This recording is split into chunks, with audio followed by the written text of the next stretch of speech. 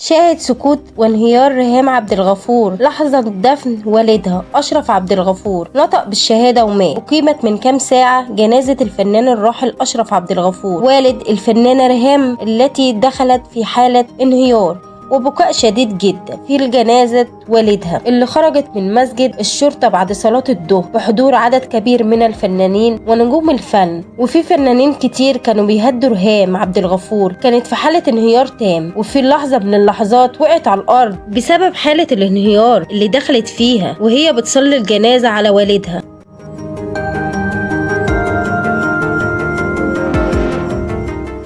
صدمة قوية تلقاها محبين الفنان أشرف عبد الغفور إثر وفاته نتيجة حادث تصادم سيارة من الخلف على طريق القاهرة اسكندرية الصحراوي. كان رايح لبنته ريهام. الفنان الكبير صاحب 81 عام أصيبت زوجته في الحادث واتنقلت للمستشفى، لكنه فرق الحياة متأثرا بالإصابة، وزوجته في العناية المركزة لخطورة حالتها. قوات الأمن اطلقت القبض على المسبب في الحادث، وهو المدعو مهند، وهو فنان تشكيلي ويقدم للنيابة بتهمة القتل والإصابة الخطأ. الفنان الكبير اشتهر بأداء أدوار المسلسلات التاريخية، وتولى منصب نقابة الممثلين من 2012 إلى عام 2015. ادعوا لأشرف عبد الغفور بالرحمة والمغفرة، ويلهم أهله الصبر والسلوان.